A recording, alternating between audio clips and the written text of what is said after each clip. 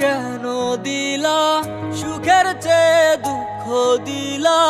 তিলে তিলে ভেতর পুড়ে ছাই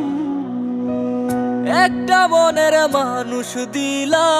তাও আবার কাইরা নিলা এখন বুঝি বেঁচে থাকায় দায়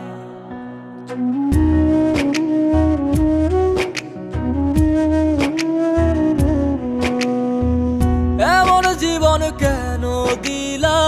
সুখের চেয়ে দুঃখ দিলা তিলে তিলে ভেতর পুড়ে ছাই একটা মনের মানুষ দিলা